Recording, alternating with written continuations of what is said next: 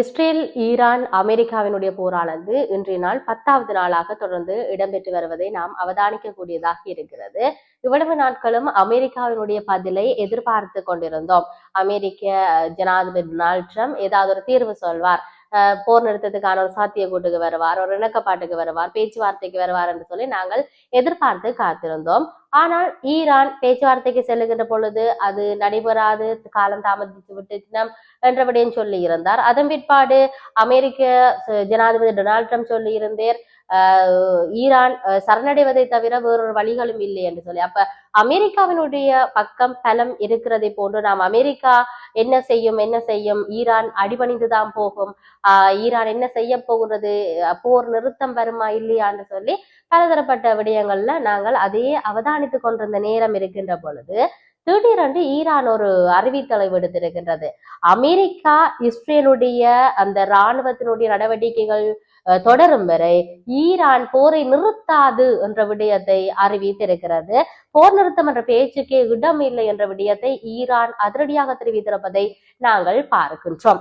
உண்மையிலேயே அமெரிக்கா மற்றும் இஸ்ரேல் இராணுவ தாக்குதல்கள் தொடரும் வரை போர் நிறுத்தம் குறித்து விவாதிக்க இடமில்லை என்று ஈரான் அறிவித்திருந்தது. ஈரான் வெளியுறவு அமைச்சக செய்தி தொடர்பாளர் இதனை ஊடக சந்திப்புல இந்த விடயத்தை சொல்லி இருந்ததை நாங்கள் பார்த்திருக்கின்றோம். ஈரான் போரை தொடங்கவில்லை என்றும் மோதல் தொடங்கிய போது அது பேச்சுவார்த்தைகள்ல இருந்தது என்ற விடயமும் இங்கு சுட்டி காட்டப்பட்டிருந்தது. இருப்பினும் அமெரிக்க இஸ்ரேலுடைய தாக்குதல்கள் சார்ந்து நாங்கள் பார்க்க வேண்டிய தேவை இருக்கின்ற பொழுது இன்று 11வது நாளாக ஆக்கிரமிப்பை மேற்கொண்ட அமெரிக்க இஸ்ரேலிய தாக்குதல்கள் தொடர்கின்றது. நாங்கள் இந்த போரை ஆரம்பிக்கவில்லை என்று விடயத்தை சொல்லி இருக்கிறார்கள். இராணுவ ஆக்கிரமிப்பு நடந்து கொண்டிருக்கின்றது. எனவே இந்த சூழ்நிலையை எதிரிக்கு எதிரான பாதுகாப்பு மற்றும் நசுக்கும் பதிலடியை தவிர வேறு எதையும் பற்றி நாங்கள் பேசுவதற்கு இடமே இல்லை என்ற விடயத்தை இங்கு சொல்லி இருக்கின்றார்கள். ஈரானின் குழு கவனமும் தற்போது நாட்டின் பாதுகாப்புல இருக்கிறது. ஈரான முழு கவனம் இப்ப நாட்டினுடைய பாதுகாப்புல இருக்கிறது என்ற விடயம் இங்கு சொல்லப்பட்டிருக்கிறது. ஈரானின் பாதுகாப்பு நடவடிக்கைகள் பிராந்தியத்தில் இருக்கக்கூடிய எந்த நாடுகளுக்கும் விரோதமான வகையில கருதக்கூடாது என்ற விடயம் இங்கு சொல்லப்பட்டிருக்கின்றது. இதையும் தாண்டி ஆயுத படைகளினுடைய பொது ஊழியர்கள் ஈரானுக்குள்ள இருந்தோ அல்லாட்டி பொது இராணுவ படைகளாலேயோ அத்தகைய ஏவுகணைகள் நடத்தப்படவில்லை என்று சொல்லி வெளிப்படையாகவும் அதிகாரபூர்வமாகவும் அறிவித்திருக்கின்றார்கள் என்ற விடயத்தை நாங்கள் பார்க்கக்கூடியதாக இருக்கிறது. இது இவ்வாறு இருக்கின்ற பொழுது இன்னொரு பக்கம் சவுதியில இருந்து உடனே வெளியேறுங்கள், அது அமெரிக்காவினுடைய அவசர கட்டாயமாக இங்கு அறிவிப்புகள் வெளியாகி இருக்கின்றது. சவுதியில் இருந்து உடனடியாக வெளியேற வேண்டும் என்று தனது தூதரக அதிகாரிகளுக்கு அமெரிக்கா அவசர அறிவிப்பை வெளியிட்டு இருக்கிறது. அமெரிக்காவுக்கு உதவும் வளைகுடா நாடுகள் மீதும் அங்கு இருக்கக்கூடிய அமெரிக்க படைகள் மற்றும் இராணுவ நிலைகள் மீதும் ஈரான் தாக்குதல் நடத்தி வருகின்ற நிலையில இந்த அறிவிப்பு வெளியாகி இருக்கிறது.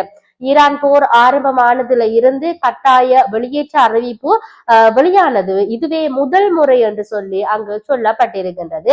இந்த நிலையில சவுதி அரேபியாவில இருந்து தங்கள் அமெரிக்க ஊழியர்களையும் தூதரக அதிகாரிகளையும் நாட்டை விட்டு வெளியேற வேண்டும் என்று சொல்லி அமெரிக்க வெளியுறவுத்துறை உத்தரவிட்டிருப்பதை நாங்கள் பார்க்கின்றோம். பாதுகாப்பு காரணங்கள் தொடர்பாக நேற்று தினம் இந்த உத்தரவு பிறப்பிக்கப்பட்டிருக்கின்றது.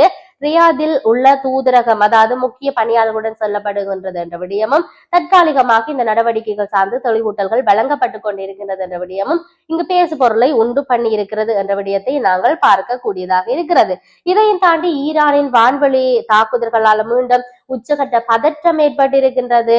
அதே போன்று அமெரிக்கா இஸ்ரேல் ஈரானுடைய இந்த போர் தாக்கங்கள் காரணமாக உலகளாவிய ரீதியில் ஒரு பதட்டமான சூழ்நிலை நிலவி வருகின்றது. இதையும் தாண்டி இருக்கக்கூடிய சின்ன சின்ன நாடுகள்ல பொருளாதார நெருக்கடி வரும் என்ற ஒரு கருத்து என்பது எப்பொழுதுமே முன்வைக்கப்பட்டு கொண்டிருக்கிறது. இருப்பினும் ஈரான் இந்த போர் முற்றுப்பெறுவதற்கான சாத்தியம் இல்லை என்று சொல்லி இருக்கிறது. அமெரிக்கா இவர்களாக தாங்களாக ஈரான் சரணடைந்தாலே ஒழிய மற்றும்படி இந்த போர் நிறுத்தத்துக்கான சாத்தியம் இல்லை என்று சொல்லப்பட்டிருக்கிறது. இருப்பினும் நாங்கள் இரண்டையும் பார்க்க வேண்டிய தேவை இருக்கிறது. எது எப்படி இருந்தாலும் சர்வதேச நாடுகள் உற்று நோக்கலை உண்டு பண்ணி கொண்டிருக்கின்றன. தொடர்ச்சியாக இந்த போர் நிறுத்தத்துக்கு ஒரு முடிவினை அவர்கள் எட்ட வேண்டும் என்பதுதான் எல்லோருடைய மிகப்பெரிய எதிர்பார்ப்பாகவும் இருக்கிறது என்பதை இந்த இடத்தில் நாங்கள் பதிவு செய்யக்கூடியதாக இருக்கிறது. மற்றும் ஒரு காணொலியில் சந்திப்போம். வணக்கம்.